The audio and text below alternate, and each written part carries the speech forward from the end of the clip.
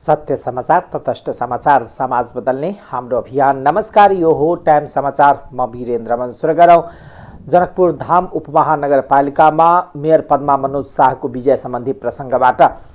जनकपुर धाम उपमहानगरपालिकाको नगर प्रमुखमा स्वतन्त्र उम्मेदवार मनोज कुमार शाह सुरी निर्वाचित भएका छन्। स्वतन्त्र उम्मेदवार मनोजले 13,465 मत ल्याउँदै जनकपुर धाम उपमहानगरपालिकाको प्रमुखमा निर्वाचित भएका हुन्। उनको निकटतम प्रतिद्वन्दी नेकपा एमालेका शिवशंकर साहिराले 9,532 मत ल्याए। मनोजले 3,933 मतको मतान्तरले विजय भएका हुन्। गठबन्धनबाट नगर प्रमुख पदमा उम्मेदवारी दिएका जसपाका लाल किशोर शाह चौथो स्थानमा चित्त बुझाए। उनले 5,194 मत ल्याए। लाल किशोर निवर्तमान नगर प्रमुख समेत हुन्।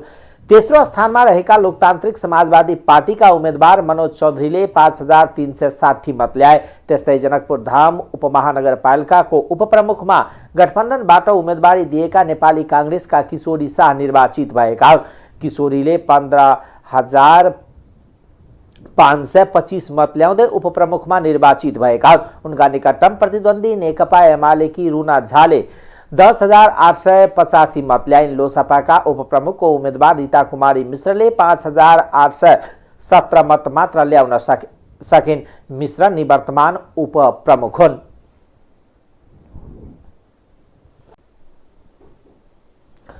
एक समय सरकारका उच्च पदस्थ अधिकारीहरू नेपाल भन्दा भारतमा पेट्रोलियम पदार्थ महँगो भएकोले पनि मूल्य वृद्धि गर्नुपर्ने बताउँथे। भारतमा इन्धन महँगो भएकोले नेपालका सीमावर्ती क्षेत्रबाट ठूलो परिमाणमा भारततर्फ अवैध निकासी भइरहेको दाबी भइरहेको थियो। तर अहिलेको अवस्थामा उल्टो भएको छ। अब सीमावर्ती भारतीय बजार भन्दा नेपालमा पेट्रोलियम पदार्थ महँगिएको छ। नेपाल आयल निगमले आइतबार मध्यराती लागू हुने गरी पेट्रोलियम पदार्थको मूल्य बढाएसँगै अब भारत भन्दा नेपालमा मूल्य बढी भएको हो। भारत सरकारले कोरोना महामारी र मूल्य वृद्धिका कारण समस्यामा परेका न्यून आय स्तर भएका जनतालाई राहत दिन मूल्य घटाएपछि नेपालको इन्धन महँगो भएको हो। गत शनिबार भारतले पेट्रोलियम र डिजलमा अन्त शुल्क घटाएपछि यी दुवै इन्धनको मूल्य क्रमशः भारु 9 रुपियाँ 50 पैसा र रु 7ले घटेको छ। भारत सरकारको यो निर्णयसँगै त्यहाँको इन्धन नेपालको तुलनामा सस्तिएको हो। यता नेपाल आयल निगमले घाटा बढेको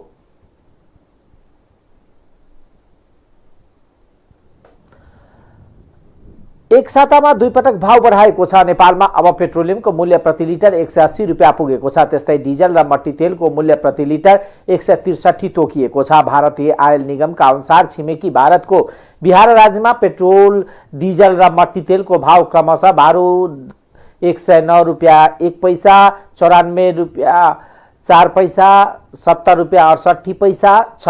यो नेपाली क्रमशः 174 रुपियाँ 4 पैसा, 151 रुपियाँ 4 पैसा, 113 रुपियाँ 9 पैसा हुन्छ। भारतमा त्यहाँका जनतालाई राहत सहुलियतको दरले मट्टी तेल भारु 29 रुपियाँमा पाउँछन्। नेपाल आयल निगमले खाना पकाउने एलपीजी ग्यास सिलिन्डर 14.2 किलोको मूल्य एकैपटक 200 रुपियाँ बढाएर 18 रुपियाँ पुर्याएको छ। भारतको बिहारमा पनि यही परिणामको ग्यासको मूल्य 1,092 रुपियाँ 50 पैसामा उपलब्ध हुन्छ। सर्लाहीको बरहतवा नगरपालिकामा नेकपा एमालेका मेयर र उपमेयर निर्वाचित भएका छन्। बरहतवाको मेयरमा नेकपा एमालेकी कल्पना कुमारी कटवाल र उपमेयरमा एमालेकै रामबाबु प्रसाद शाह निर्वाचित भएका छन्। एमालेकी कटवालले निवर्तमान मेयर समेत रहेका नेकपा माओवादी केन्द्रका प्रत्याशी देवानन्द महतोलाई झण्डै दोब्बर मतान्तरले पराजित गरेका छन्। कटवालले 12,273 मत ल्याउँदा उनका निकटतम प्रतिद्वन्दी महतोले 6,666 मत मात्र ल्याए। त्यस्तै उपप्रमुखमा एमालेका शाह 9,901 मत ल्याएर निर्वाचित भएका छन्। उनका निकटतम प्रतिद्वन्दी नेपाली कांग्रेसकी गंगा दाहालले 7,119 मत ल्याइन्।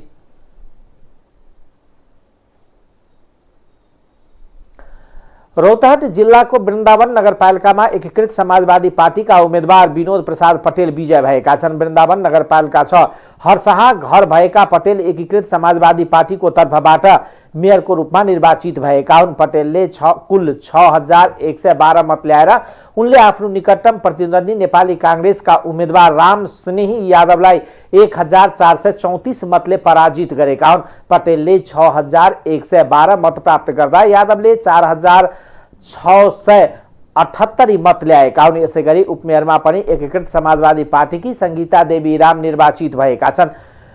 राम कुल 5825 मत प्राप्त गर्दै वृन्दावन उपमेयरमा निर्वाचित भएका हुन्। उपमेयरमा निर्वाचित रामले 5825 मत ल्याइन् भने उनका निकटतम प्रतिद्वन्दी नेपाली कांग्रेसकी सैबुना खातुनले 5009 मत पाएकी छिन्। सौन्दर्य प्रतियोगिताको नाममा बालिका बलात्कार गरेको अभियोगमा पक्राउ परेका मनोज पाण्डेलाई 5 दिन हिरासतमा राख्न अदालतले अनुमति दिएको छ। जिल्ला अदालत काठमाडौँले उनलाई हिरासतमा राखेर मानव बेचबिखन तथा ओसार पोसार र बालबालिका विरुद्धको कसुरमा अनुसन्धानका लागि अनुमति दिएको काठमाडौँ प्रहरी परिषद टेकुका प्रवक्ता एसपी दिनेश राज मैनालीले जानकारी दिनुभयो। पीडितको बयानपछि अदालतले अनुसन्धानका लागि प्रहरीलाई अनुमति दिएको हो। काठमाडौँ प्रहरी प्रमुख एसएसपी सुदीप गिरीका अनुसार पाण्डे विरुद्ध 2 जनाले किटानी जाहरी दिएका छन्। गत बुधबार सामाजिक सञ्जाल टिकटक मार्फत बलात्कारको घटनाबारे खुलासा गरेकी युवतीले मानव बेचबिखन तथा ओसार पोसार ऐन विरुद्ध कसुरमा जाहरी दिएका छन्। आइतबार प्रहरी सम्पर्कमा पुगेका अर्की नाबालिकाले बालबालिका ऐन विरुद्ध कसुर गरेको भन्दै जाहरी दिएका छन्। मिस ग्लोबल इन्टरनेशनल नामक प्रतियोगिताको आयोजक मोडल ग्लोबल भिसाज कन्स्ट्रक्सनका सञ्चालक पाण्डेले उनलाई बानेश्वरको एभरेस्ट होटलमा बलात्कार गरेको पीडितको भनाइ छ। त्यस दिन पाण्डेले तस्बिर र भिडियो खिचेर 6 महिनासम्म ब्ल्याकमेल गर्दै जबरजस्ती करनी गरेको उनले भिडियोमा खुलाएका छन्। तर आफूमाथि भएको यौन हिंसाबारे कानुनी प्रक्रियामा जान उनले कसैबाट पनि सहयोग पाएका थिएनन्। प्रतियोगिताको कोरियोग्राफर समेत रहेकी पूर्व मिस नेपाल मल्भिका सुब्बाले समेत आफूलाई सहयोग नगरेको उनको गुनासो छ।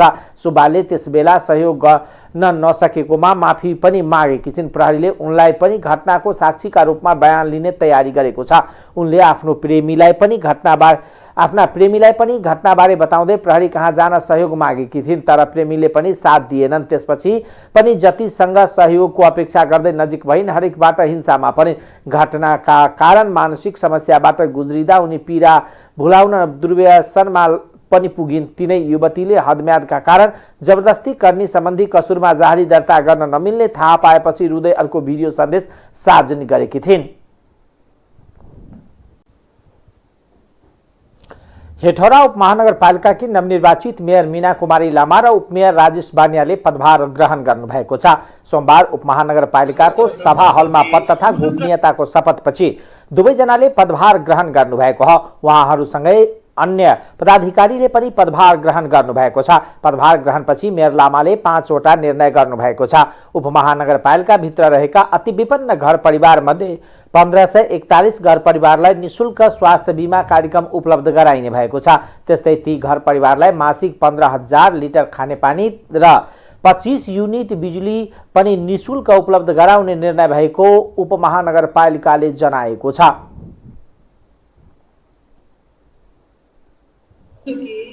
पूर्ण वफादार रही सत्यनिष्ठापूर्वक प्रतिज्ञा गर्छु ईश्वर देश र जनताको नाममा शपथ लिन्छु कि नेपालको राजकीय सत्ता र सार्वभौम सत्ता नेपाली जनतामा निहित रहेको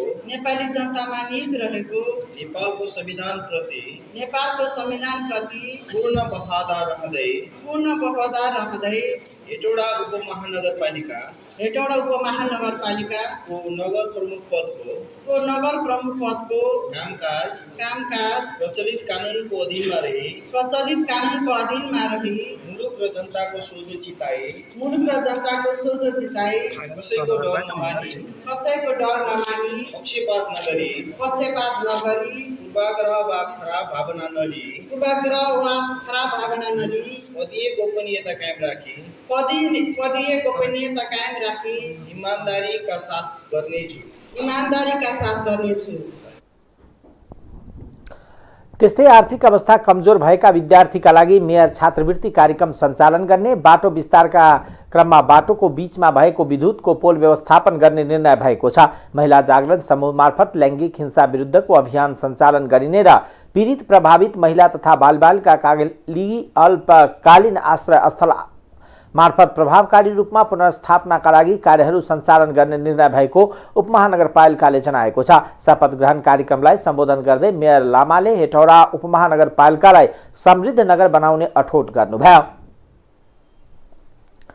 महिला बालबालिका तथा ज्येष्ठ नागरिक मन्त्री उमा रेग्मीले बलात्कार गर्नेलाई कानुनी कारबाहीको प्रक्रियामा ल्याउन कानुन संशोधन गर्न चालू अधिवेशनमा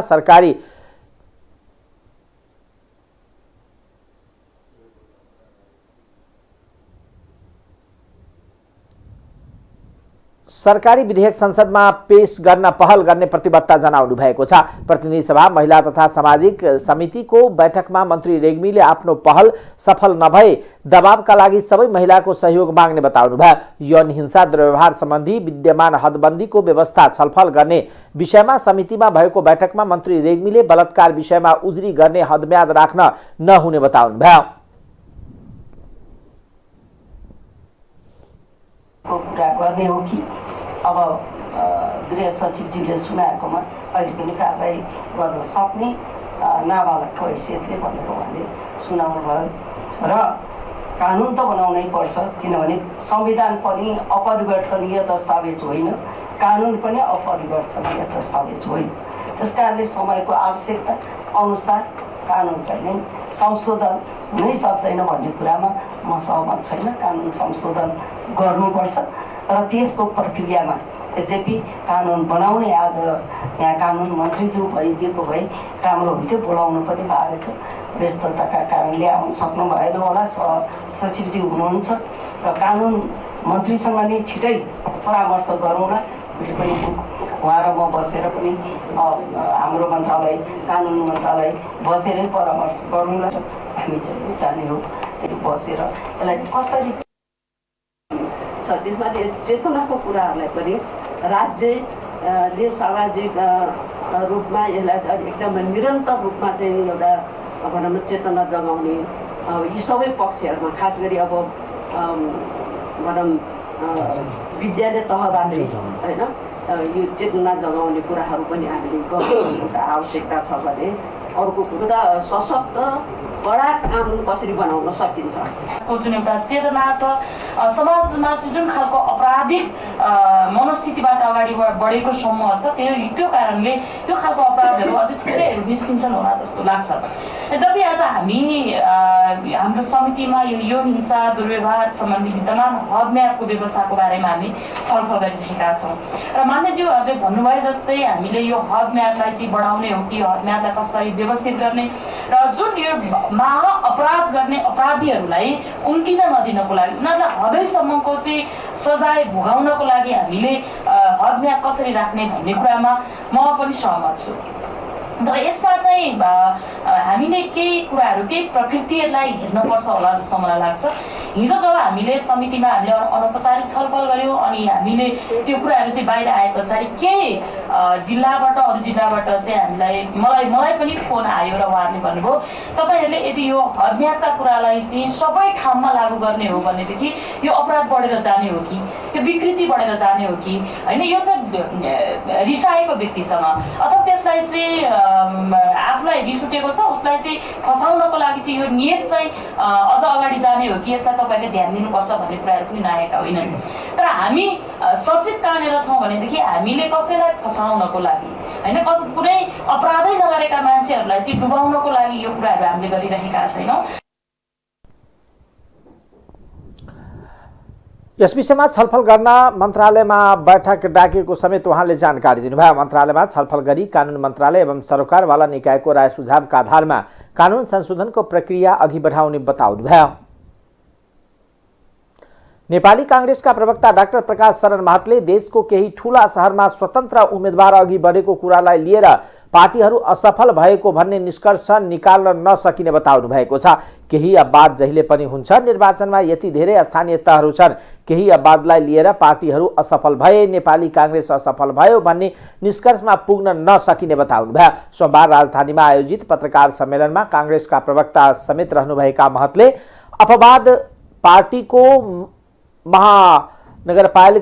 काठमाडौँ महानगरपालिकामा पनि देखिएको उहाँले जनाउनुभयो। काठमाडौँ महानगरपालिकाको मतगणनामा स्वतन्त्र उम्मेद्वार बालेन शाह नेपाली कांग्रेस र नेकपा एमालेका उम्मेद्वार भन्दा निकै अगाडि रहेका छन्। धरान उपमहानगरपालिकामा स्वतन्त्र उम्मेद्वार विजय बनिसकेका छन्।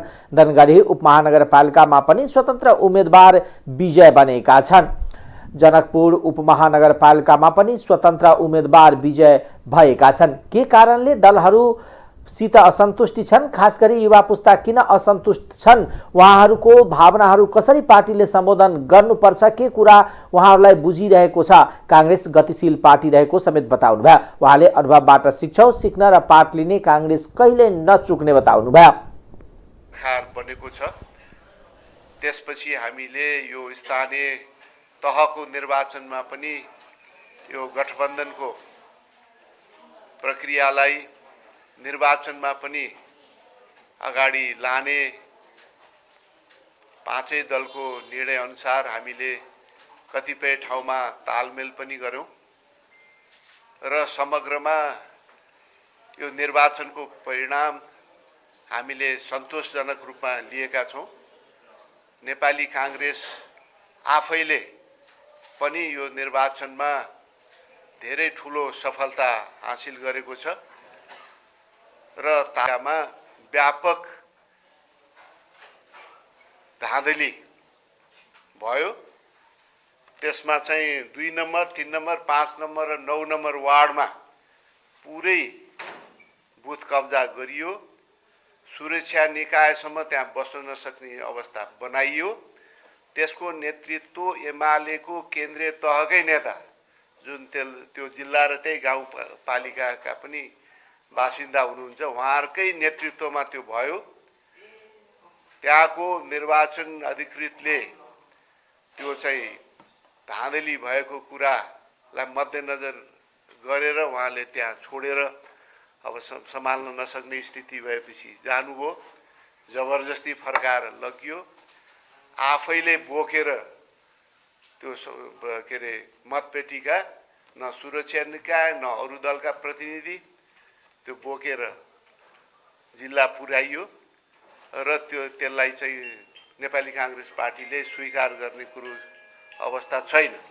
अहिलेसम्म किन मतदान भइराखेको छैन, हाम्रो गम्भीर ध्यानाकर्षण भएको छ र निर्वाचन आयोगलाई तत्काल यो कुनै पनि प्रभावमा नपरिकन यी 4 वार्डहरूमा तत्काल यो पुनर्निर्वाचन गराउन हाम्रो जोरदार हाम्रो माग छ।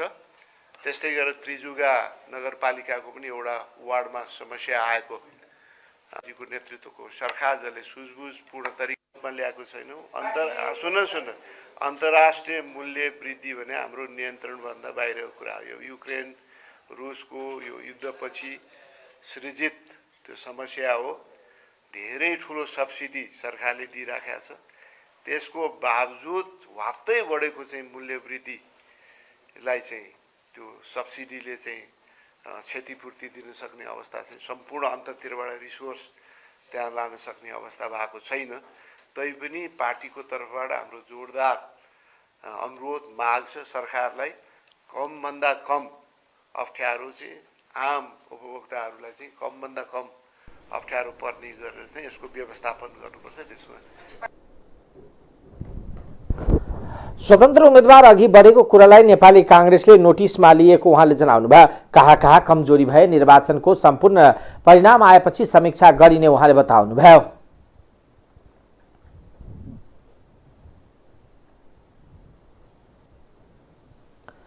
राष्ट्रिय सभाका सदस्यहरूले बलात्कार सम्बन्धी कानूनमा व्यवस्था गरिएका हद म्यादको प्रावधान हटाउनुपर्ने माग गर्नुभएको छ।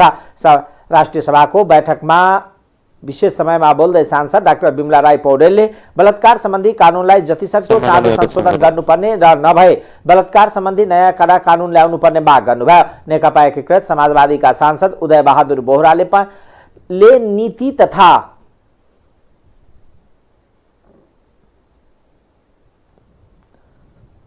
कार्यक्रम र बजेटमा तल्लो तहका जनताको समस्या सम्बोधन गर्नुपर्ने तथा शिक्षा, स्वास्थ्य र रोजगारीले प्राथमिकता पाउनेमा विश्वास व्यक्त गर्नुभयो। नेकपा माओवादीका सांसद हरिराम चौधरीले विभिन्न आन्दोलनका क्रममा थारू समुदायमाथि लगाइएका मुद्दा फिर्ता लिनुपर्ने बताउँदै राज्यले थारू समुदायमाथि विभेद गरेको आरोप लगाउनुभयो। उहाँले राज्य जिम्मेवार पक्ष हो, राज्यले समयमै थारू समुदायको विषयलाई सम्बोधन गर्नुपर्नेमा जोड दिनुभयो। अनियमितता, भ्रष्टाचार, महँगी कहिलेसम्म रहनु पर्ने भन्दै प्रश्न गर्नुभयो। पहिचानको मुद्दा र क्लस्टरको मुद्दामा व्यापक तराईका चाहिँ समथल भूभागहरूमा मधेस केन्द्रित र पश्चिमी तराई केन्द्रित आन्दोलनहरू व्यापक रूपमा भएका थिए, जुन आन्दोलनहरू लाखौं त्यहाँका जनसमुदायहरूले संविधानमा आफ्ना चाहिँ मतहरू जाहेर गरेका थिए र ठुल्ठुला घटनाहरू पनि घटे। तर अहिले हामी संविधानको दोस्रो चरणको यो अहिले बजेट हामीले चाहिँ तय गर्दै जाँदाखेरि आज ती लाखौं जनताहरूले जसरी चाहिँ होइन आन्दोलन गरेका थिए, जुन आफ्नो प्राणको आहुति दिएका थिए अथवा ती आन्दोलनमा थुप्रै प्रकारका दमन भएका थिए, ठूलो दुर्घटना हुन पुग्यो। ठूलो दुर्घटना भइसकेपछि त्यसपछि जो मुद्दाहरू, ती थारू समुदायमाथि लागेका मुद्दाहरू आजको मितिमा पनि ती मुद्दाहरू विचाराधीन अवस्थामा अगाडि बढी नै रहेका छन्। कहिलेसम्म ती मुद्दाहरू अब अदालतमा विचाराधीन रूपमा रहनेछन्, यो कुरा एउटा चाहिँ सोच्नु जरुरी देखिन्छ। राज्यले सोच्नुपर्ने अवस्था आइसकेको छ। अदालत यसलाई कसरी बहस गरिरहेको छ त्यो अदालतको विषय भयो। तर त्यहाँ लाखौं जनताहरू आज त्यो आन्दोलनमा जसरी चाहिँ होइन उनीहरू अहिले मुद्दा खेपेर अहिले पनि उनीहरू देशभन्दा बाहिर चाहिँ बस्न बाध्य भएका छन्। केही नेताहरू त्यो ठाउँमा चाहिँ उम्मेद्वार भए, सांसद भएर अहिले शपथ ग्रहण गरेर पनि उनीहरू जेलभित्र चाहिँ बस्न बाध्य भएका छन्। रेशम लगाएका केही नेताहरू, लक्ष्मण थारूहरू अहिले पनि होइन भागेर चाहिँ बाहिर चाहिँ हिँडिरहेका छन्। लक्ष्मण लगायत, रेशम लगायत त्यहाँ चाहिँ सयौं नेता कार्यकर्ताहरू अहिले अथवा थारू समुदायको अगुवाई गर्ने अगुवाहरू अहिले पनि राज्यबाट चाहिँ प्रताडित भएका छन्, जसबाट अहिले थारू समुदायहरू विभिन्न ढंगले, मैले केही समय अगाडि पनि यो विषय राखेको थिएँ ताकि यो एउटा चाहिँ नेपाली समाजमा अथवा पश्चिमी तराईमा एउटा भुसको आगो सल्के जस्तै यो सल्केर अगाडि बढिरहेको छ। त्यसकारणले गर्दाखेरि म के भन्न चाहन्छु भने जसरी पश्चिमी तराईमा टिकापुरको दमनलाई थप दमन गरेर च्यापेर अथवा ती समुदायलाई अझै पनि दबाएर अगाडि बढ्न सकिन्छ भन्ने बुझाइ अहिले राज्य अथवा हाम्रो देशको चाहिँ एउटा राजनीतिक वृत्तमा जुन प्रवृत्ति हावी भएर जो अगाडि बढिरहेको छ, यसले अब सायद मलाई लाग्छ अबका दिनहरू यसले अब चाहिँ होइन एउटा आफ्नो चाहिँ समय पार गर्दै अथवा आफ्नो सीमा नागेर अगाडि बढ्ने सम्भावनाहरू अगाडि बढेको छ र समयमा थारू समुदायको भावनालाई सम्बोधन गरियोस् अथवा राज्यले त्यसलाई चाहिँ सही ढंगले चाहिँ सही ट्र्याकमा लग्ने एउटा वातावरण बनाओस्। अन्यथा राज्यले चाहिँ ठूलै प्रकारको एउटा क्षति बेहोर्न सक्ने सम्भावना मैले देखेको छु, जसको नेतृत्व भोलिको दिनमा अन्य राजनीतिक दलमा रहेका चाहिँ राजनीतिक समुदाय अथवा थारू समुदायका नेताहरूले त्यो अवस्थामा एउटा विद्रोह गर्न सक्ने सम्भावनाहरू खड्केर अगाडि बढेको छ। त्यसकारणले गर्दाखेरि मैले यसलाई एउटा सचेततापूर्वक राज्यलाई चाहिँ होइन एउटा चाहिँ यसमा चाहिँ एउटा मैले यो विषय राख्न गइरहेको छु। यसको साथसाथै अहिले हामीले अहिले चाहिँ होइन मूल्य वृद्धिका कुराहरू आज चाहिँ पेट्रोलियम पदार्थको मूल्य वृद्धिले राज्यको सबै क्षेत्रमा अहिले यसले असर पारिरहेको छ। आज देशमा महँगाई बढेको छ। आज पेट्रोलियम पदार्थको महँगाईलाई कन्ट्रोल गर्ने कुनै पनि उपायहरू राज्यले अहिले बोलिरहेको छैन। मलाई लाग्छ बोल्नुपर्छ राज्यले। राज्य जिम्मेदार पक्ष हो हैन, राज्य जिम्मेदार पक्ष हो।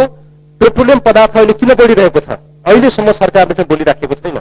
यो कुरा समयमा राज्यले चाहिँ जनतालाई जानकारी गर्नुपर्छ, राजनीतिक दललाई जानकारी गर्नुपर्छ, समग्र देशलाई जानकारी गर्नुपर्छ। देशमा समस्याहरू छन्, यो अन्तर्राष्ट्रिय समस्याहरू होलान्, यसमा अन्तर्राष्ट्रिय समस्या हुन् या राष्ट्रिय समस्या हुन्।